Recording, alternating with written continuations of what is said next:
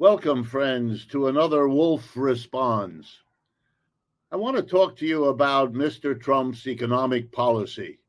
So much noise, so much confusion to try to basically explain what it's about, why it's the way it is, and what's happening to it. I call this imposing tariffs, firing Fed workers, because those are the two key parts of his program you should keep in mind. So let's begin. What's the problem Mr. Trump is trying to solve? And I don't, by speaking this way, mean to suggest that he's clearly focused on economics. He's not. That he clearly understands what the situation is. Looks like he doesn't. That he has a strategy, not much of one, but then again, not zero. He does have real economic problems. His advisors for sure tell him about it, and he has to do something. So here's the problem that they are focusing him on. It's called the federal budget. It's the relationship of how much money the federal government takes in taxes versus how much it spends on everything from fighting wars to helping Social Security, to helping colleges and universities, although Mr. Trump, is trying to cut that back. And the difference between what the government spends and what it takes in taxes, it has to borrow. If it spends more than it takes in taxes, it has to borrow. Just like you and I, if we spend more than we take in our wages and salaries and other incomes, we have to borrow. And the government borrows also. In recent years, it's been borrowing tons. Why is that?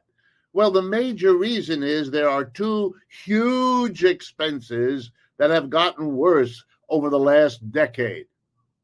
The first problem of our government's budget is the tax cut that Mr. Trump, during his first presidency, gave to corporations and the rich. One of the biggest tax cuts in history given to corporations and the rich, even though they had just come off 30 years of redistributing income from the bottom and the middle to the top. Never did those people need a tax cut less.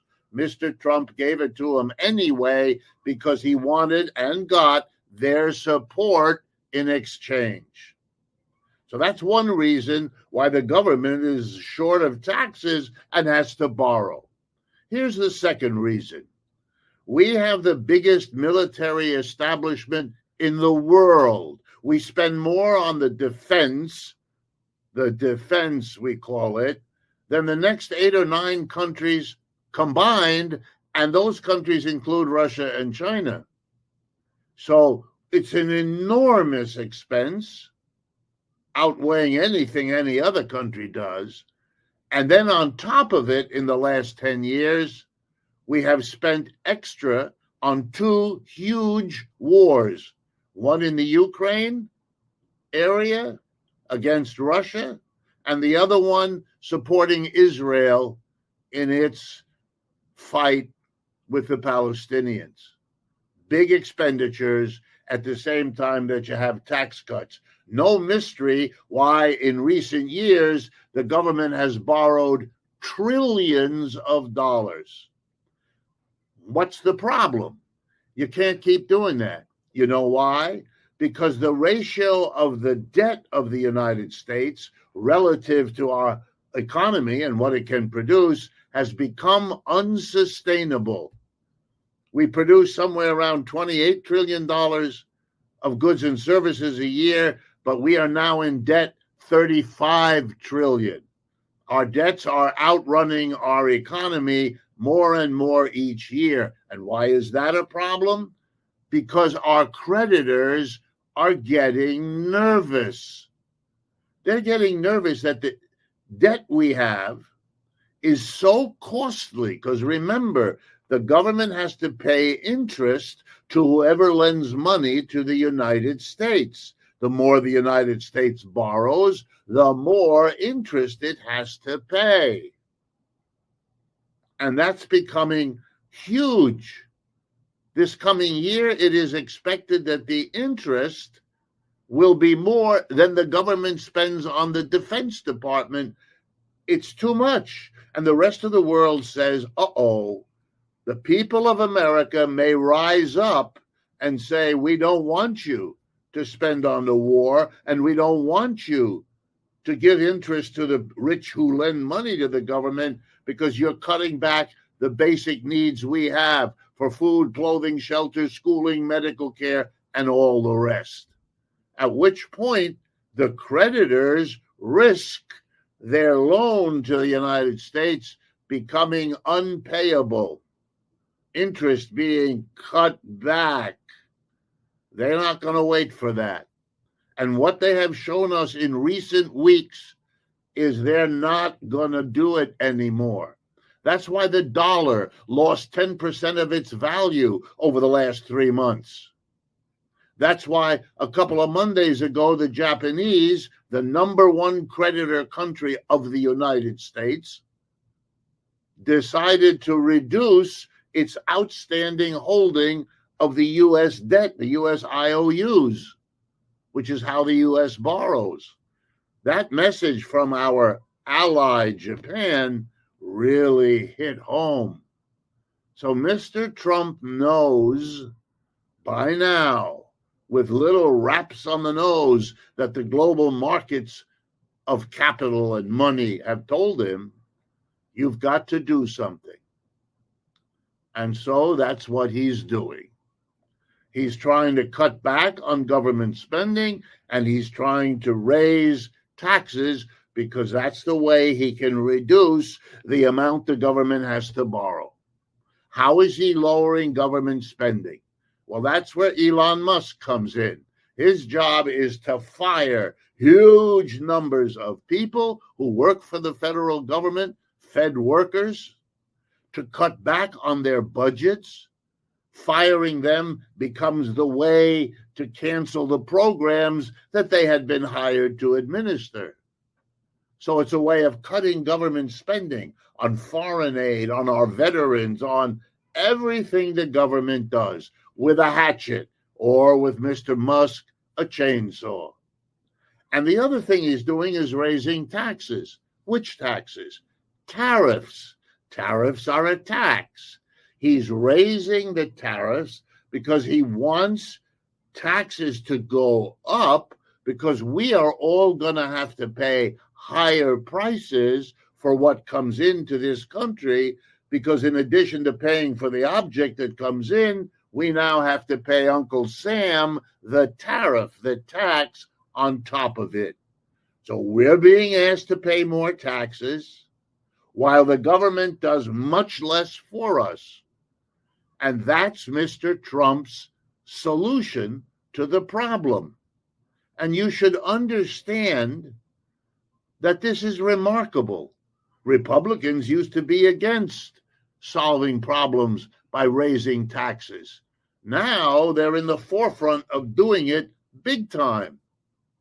And we are all going to pay. We're going to lose the services we counted on from the government, many of them.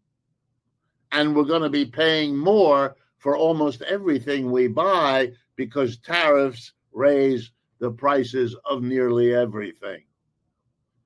This is a terrible economic policy, but you now understand the logic.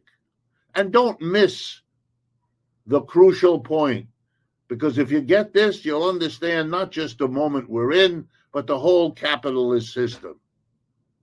This program is a program designed for corporations and the rich. They don't care if the prices go up, because that's what it means to be a corporation or to be rich. If you're rich, paying an extra 10% for everything that you buy, or 20%, what's the difference? You're rich. You could care less. And if you're a corporation, all you do is raise your prices to offset anything you have to pay more for that goes into your business. Because you're an employer, you're in a position to raise prices. For those of us who aren't employers, that's 97% of the American people, We can't do that. We're not in a position to set prices. So corporations and the rich are the winners. They're exempted from the suffering. They're going to solve the economic problems created by corporations and the rich, caused by their investment policies. They're moving production overseas. They're gouging profits by jacking up prices already. All of that, which has produced our economic difficulties, is quietly hidden. And Mr. Trump, like the people who run the Republican and the Democratic parties, has come up with a really odd way of solving a problem. But it isn't so odd once you understand that he solved the problem the way our leaders always do, fixing the mess made by corporations and the rich on our backs, on the backs of the people, of all the tens and hundreds of thousands losing their federal jobs, starting to look in the private sector where the rest of us work and pushing down wages and working conditions as they are desperate to find work, taxing us in the form of the higher prices we're going to have to pay. That's how they're going to solve the problem. That's the way they do. That's how capitalism works. The root problem here, it isn't the imports, it isn't the tariffs, it isn't even firing these workers. The problem here is capitalism. If you didn't have that kind of problem, if you didn't have a society in which a tiny minority own and operate the productive businesses of the country, you wouldn't put them in a position to make this kind of abomination into the policy of a government. If interventions like this strike you as interesting and useful, please share them with others. That's why we make them. And of course, if you can help us defray the costs of distributing these, it would be enormously appreciated. Thank you.